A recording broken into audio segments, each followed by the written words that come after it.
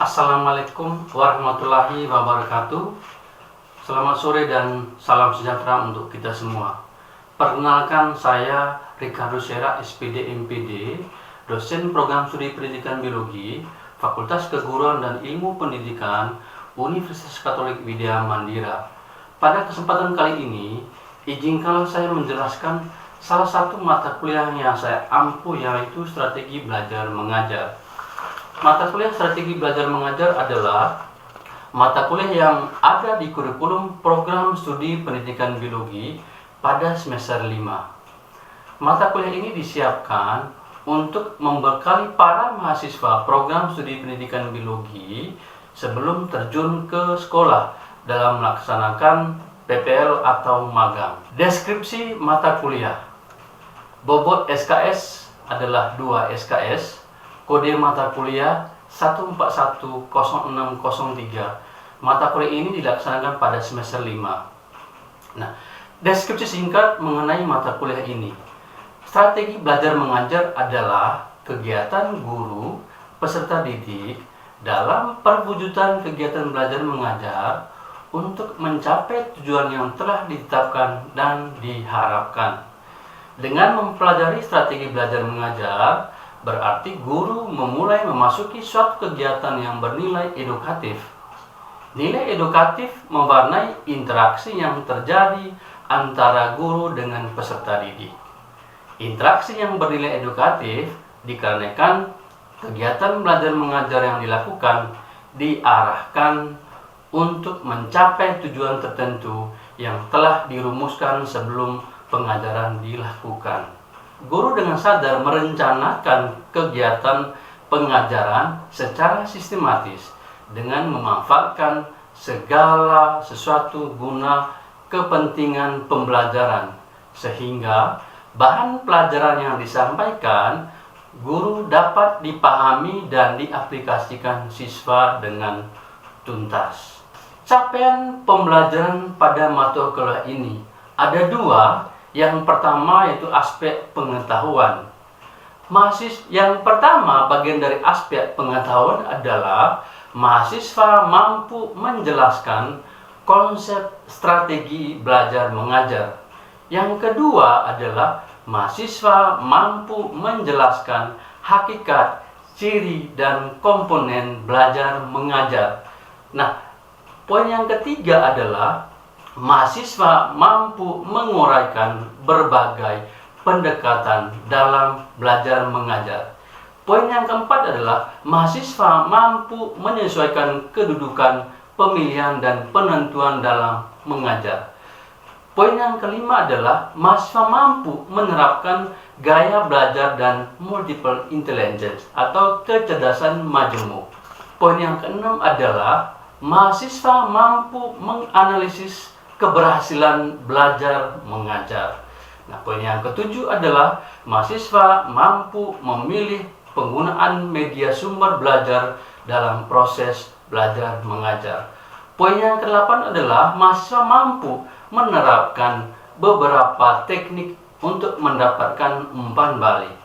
Poin yang ke-9 adalah mahasiswa mampu menilai pengembangan variasi mengajar. Yang ke-10 adalah mahasiswa mampu mengatur pengelolaan kelas. Yang kedua adalah aspek keterampilan. Aspek keterampilan ada 2 poin yang disampaikan. Yang pertama, mahasiswa mampu menciptakan pembelajaran kreatif dan menyenangkan. Yang kedua adalah mahasiswa mampu membimbing untuk keberhasilan peserta didik. Model, metode, dan media pembelajaran yang digunakan dalam proses pembelajaran pada mata kuliah ini adalah yang pertama, model pembelajaran yaitu model contextual learning dan model problem based learning. Kedua model ini itu sangat cocok diterapkan di era saat ini, yaitu era abad ke-21. Yang kedua adalah metode pembelajaran. Metode yang digunakan yang pertama adalah metode ceramah, yang kedua adalah demonstrasi, yang ketiga adalah tanya jawab, yang keempat diskusi kelompok, yang kelima adalah presentasi, dan yang terakhir adalah penugasan. Di sana adalah mini riset. Yang terakhir adalah media pembelajaran. Karena dalam kondisi pandemi saat ini adalah proses pembelajaran dilakukan secara virtual, yaitu Zoom, yang sudah disediakan oleh universitas untuk prodi, termasuk prodi pendidikan biologi. Yang kedua Google Meet. Nah, yang terakhir adalah e-learning atau Selvira. Itu adalah aplikasi yang disediakan oleh universitas. Dan untuk memudahkan komunikasi antara mahasiswa kita menggunakan WA Group. Yang berikutnya adalah tugas dan proyek mandiri. Yang pertama adalah membuat makalah. Yang kedua adalah presentasi kelas. Jadi makalah yang sudah dibuat harus dipresentasikan di kelas. Yang ketiga adalah analisis kasus dan isu yang terkait dengan topik. Dan yang terakhir adalah mini riset.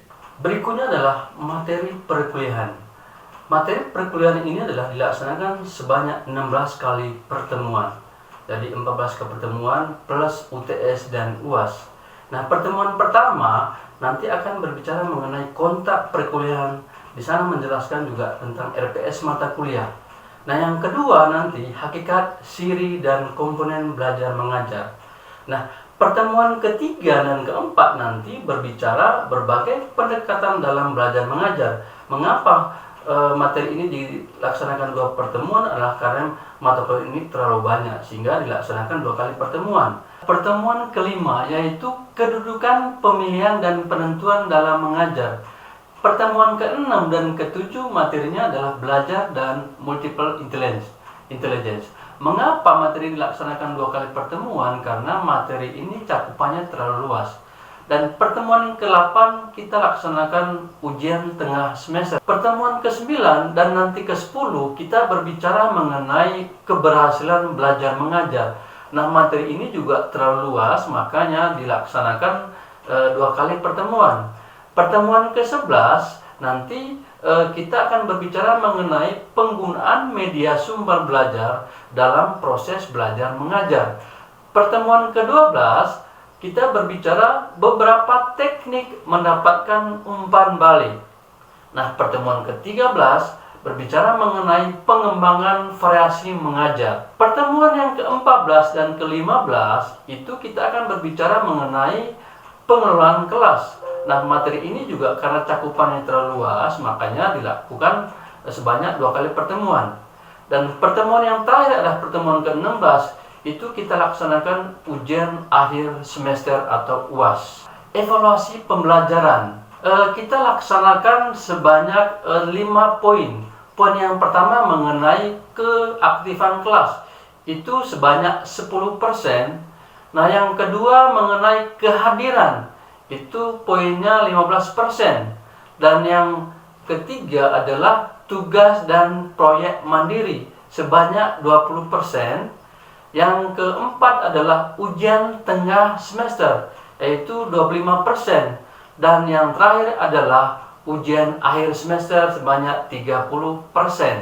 Referensi yang digunakan dalam proses belajar mengajar untuk mata kuliah ini adalah ada buku dan ada beberapa artikel.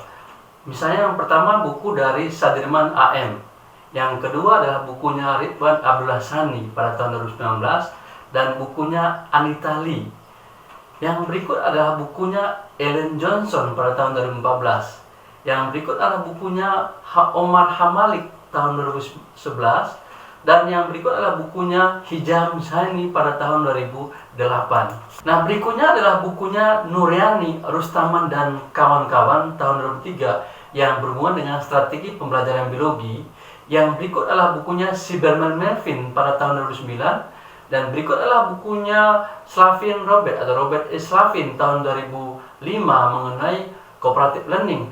Dan yang terakhir adalah dari referensi artikel jurnal. Demikian yang saya bisa sampaikan terkait dengan deskripsi mata kuliah strategi belajar mengajar yang saya ampuh. Untuk selanjutnya, saya akan memperlihatkan praktik mengajar untuk mata kuliah ini. Salah satu materinya adalah tentang pengelolaan kelas. Selamat menyaksikan. Wassalamualaikum warahmatullahi wabarakatuh. Selamat sore dan salam sejahtera untuk kita semua. Terima kasih. Baik, selamat sore semuanya. Selamat sore, Pak.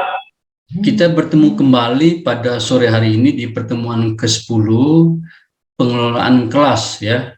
Salah satu topik yang kita akan sajikan dalam semester ini yang mana topik ini berhubungan dengan mata kuliah strategi belajar mengajar.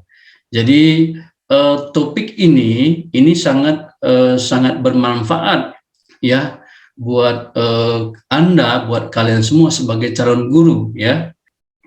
Ya, seperti yang ada di slide yang kalian lihat bahwa di situ ada tujuan pembelajaran. Nah, tujuan pembelajaran ini adalah yang pertama itu mahasiswa mampu ya menjelaskan apa sih itu pengelolaan kelas.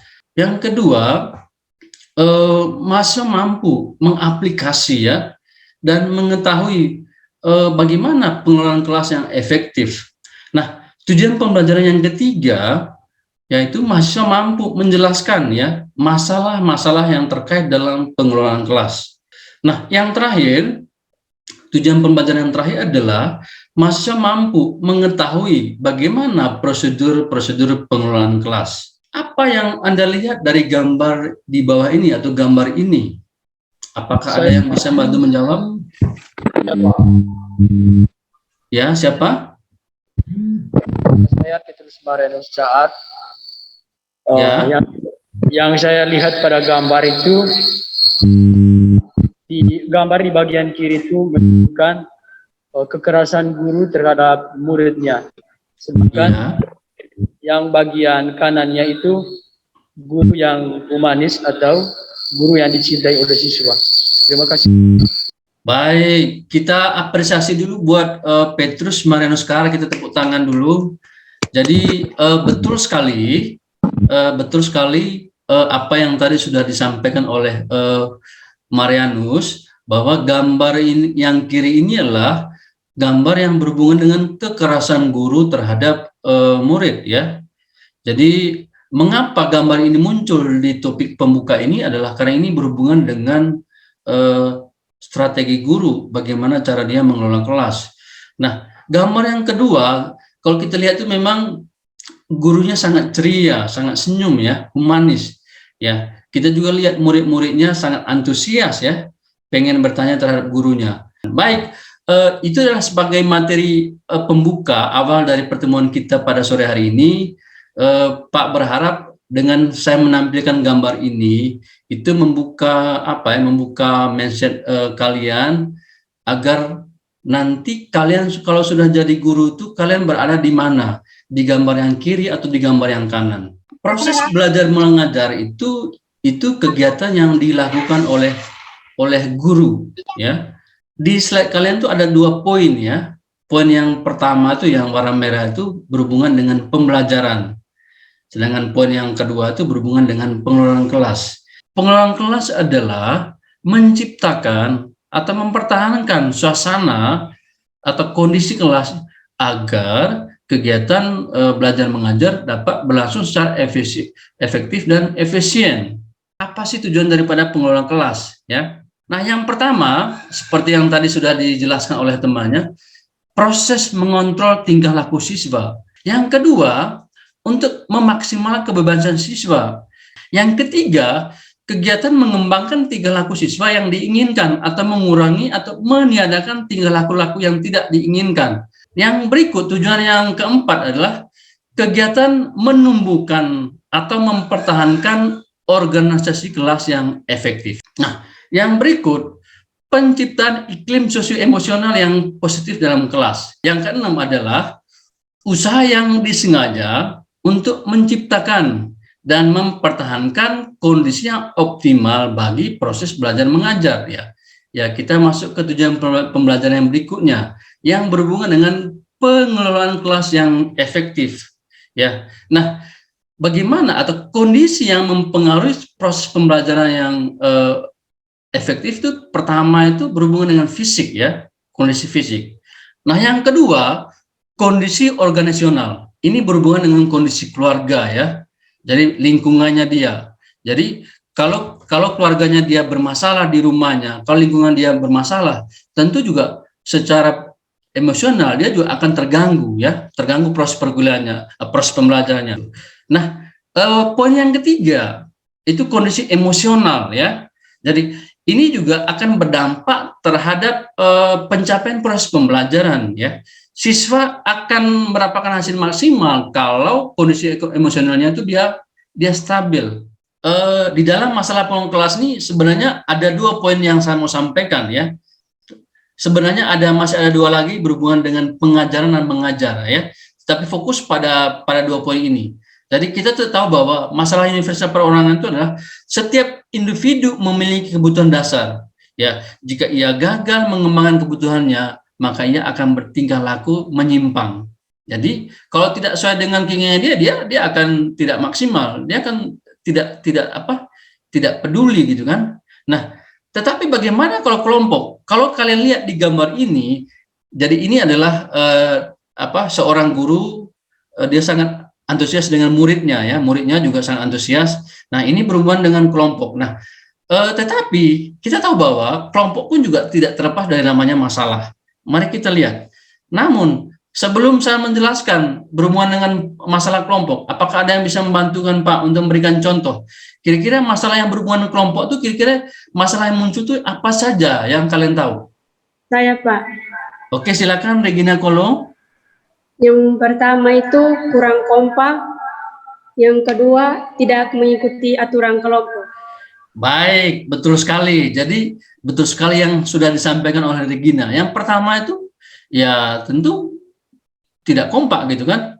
Karena apa? Dalam satu kelompok itu harus saling mendukung ya.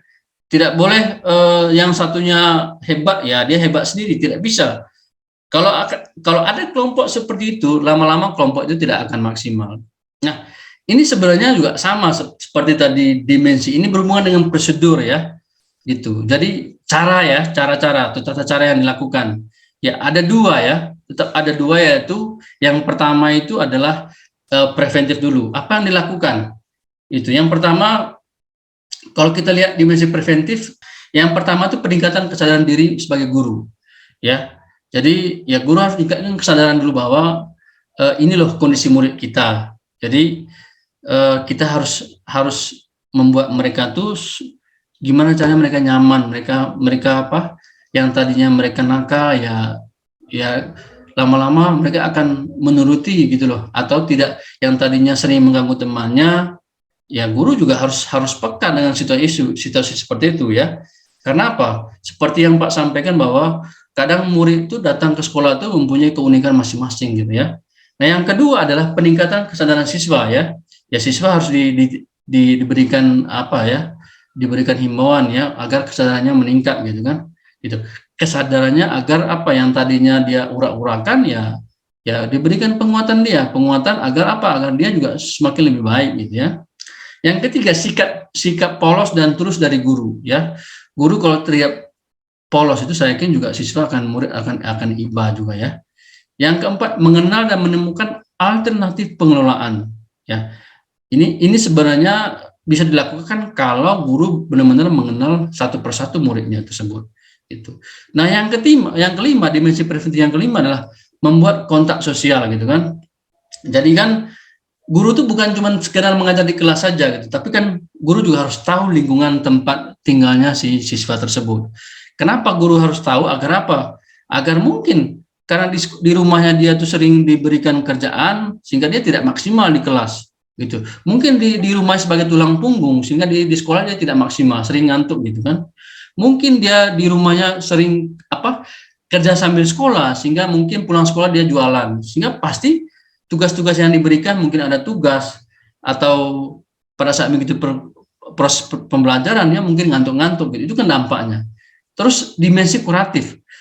Yang pertama yang harus dilakukan adalah mengidentifikasi siswa yang mendapat kesulitan. Ya, ini memang tugasnya guru ya. Yang kedua, membuat rencana dalam mengadakan kontak sosial. Ya, tentu ini harus butuh perencanaan ya. Kalau misalnya pengen ke rumah atau pengen mengetahui lingkungannya, ya tentu kita harus observasi dulu gitu kan. Lingkungan seperti apa? Jangan sampai kita punya keinginan baik, tentu berdampak negatif terhadap si peserta didik tersebut gitu ya. Yang ketiga, menetapkan waktu pertemuan. Ya, tentu harus diskusi dulu kapan mau bertemu ya. Yang keempat, menjelaskan maksud dan manfaat pertemuan, apa sih tujuannya. Yang kelima, menunjukkan pada siswa setiap orang memiliki kelemahan dan kelebihan.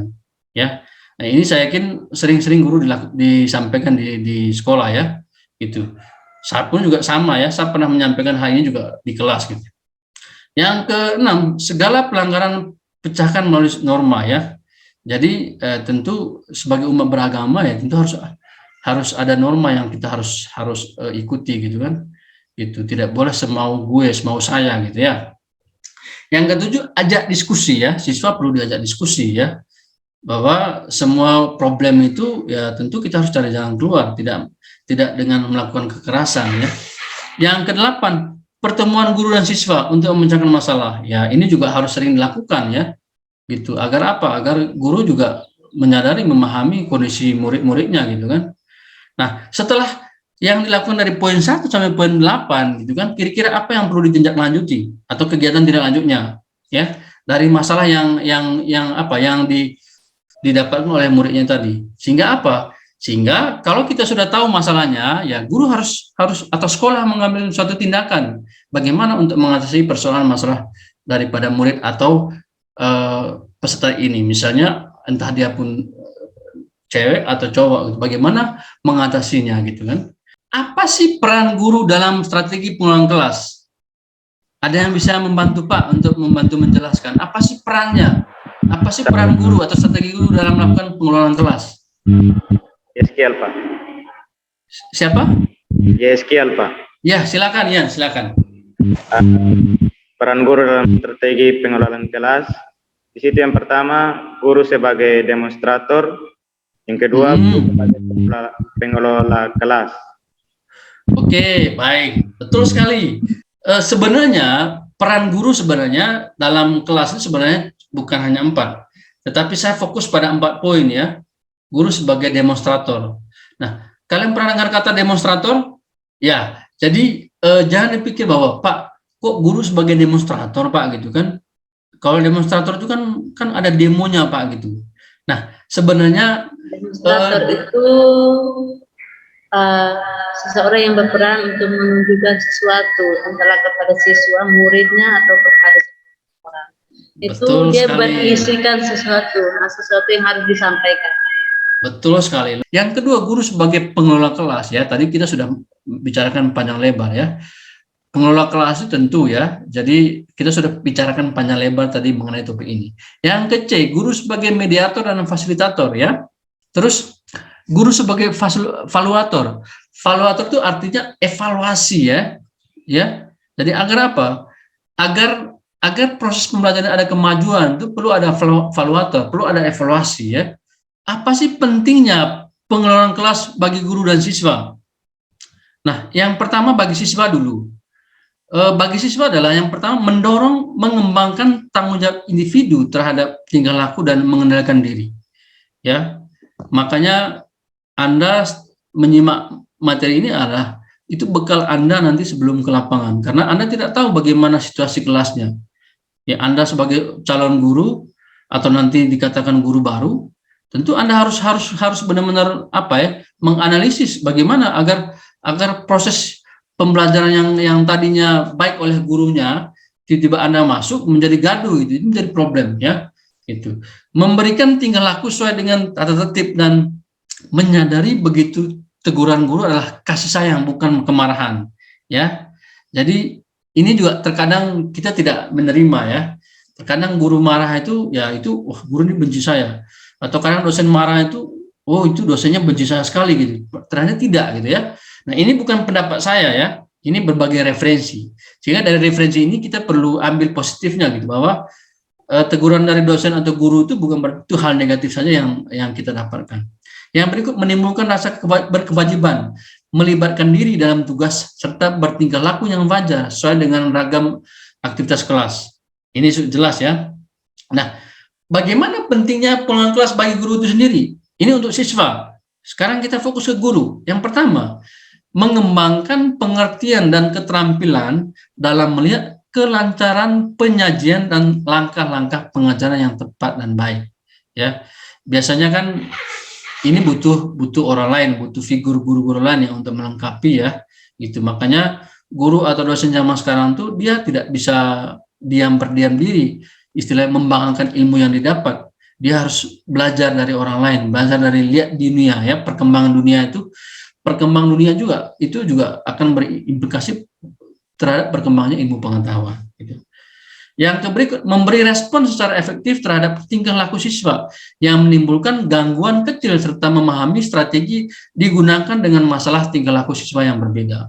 Ya, jadi terkadang nama juga tadi sampaikan guru, ya guru kan juga pengennya profesional ya di kelas, tapi kan dilema juga mungkin punya problem yang memang dia tidak terlalu maksimal ya, gitu. Tetapi pesan saya buat anda semua sebagai calon guru, jadilah calon guru yang profesional, jadilah guru yang profesional. Jadi kalau anda di kelas itu ya berarti anda seorang guru. Jadi tanggung jawab anda lah untuk semua murid yang ada di kelas, bukan untuk si A si B, tapi untuk semua ya. Anda rangkum semuanya gitu kan. Apapun masalah yang anda hadapi itu anda profesional, tinggalkan masalah itu di rumah, di keluarga. Datang ke kelas itu dengan suasana apa? Bahwa anda siap menerima kekurangan dan kelemahan daripada murid-murid anda seperti itu. Nah, yang berikut, menyadari akan kebutuhan siswa dan mengembangkan kompetensinya. Nah, ini juga saya kira ini sudah banyak guru yang melakukan ya. Guru tahu bahwa siswa ini punya potensi, sehingga kan ya perlu dibimbing gitu ya, agar apa potensinya dia tidak mati gitu ya, harus potensinya tetap meningkat. Artinya apa yang dia miliki itu harus ada pengembangan ya, tidak cukup dengan itu saja gitu. Makanya guru butuh bimbingan, guru dibimbing ya. Gitu. Sebagai nanti calon guru IPA atau guru biologi, Anda juga punya tanggung jawab. Misalnya nanti ya, Anda punya murid yang punya potensi yang berhubungan dengan sains atau IPA, Anda bimbing dia agar bisa ikut olimpiade, baik olimpiade lokal, nasional maupun internasional gitu. Itu tugas seorang guru. Gitu. Ada yang bisa bantu Pak untuk membantu untuk memberikan kesimpulan? Saya Pak. Oke, siapa dulu? Diana Yuhita Pak. Oke, silakan. Kesimpulannya, yang pertama, pengelolaan kelas adalah menciptakan dan mempertahankan suasana atau kondisi kelas agar kegiatan belajar mengajar dapat berlangsung secara efektif dan efisien. Yang kedua, kondisi yang mempengaruhi pengelolaan kelas yang efektif adalah kondisi fisik, kondisi organisasional, dan kondisi emosional. Oke, luar biasa. Kita tepuk tangan dulu buat Diana Yuhita dulu, ayo tepuk tangan dulu biar semangat gitu. Betul sekali apa yang tadi sudah disampaikan oleh teman kalian. Kesimpulan daripada proses pembelajaran kita pada sore hari ini, sekaligus untuk menjawab tujuan pembelajaran yang pertama adalah, jadi pengelolaan kelas adalah menciptakan atau mempertahankan suasana atau kondisi kelas agar kegiatan belajar mengajar dapat berlangsung secara efektif dan efisien. Nah, yang kedua adalah kondisi yang mempengaruhi pengelolaan kelas yang efektif adalah tentu kondisi fisik ya. Kalau fisik tidak bagus tak akan terganggu. Yang kedua, kondisi organisasional, itu berhubungan dengan lingkungan keluarga ya. Yang terakhir adalah kondisi emosional ya. Jadi biasanya kondisi ini yang membuat pengelolaan kelas itu tidak efektif gitu ya. Gitu. Yang ketiga adalah masalah dalam pengelolaan kelas. Yang pertama itu tentu masalah perorangan ya.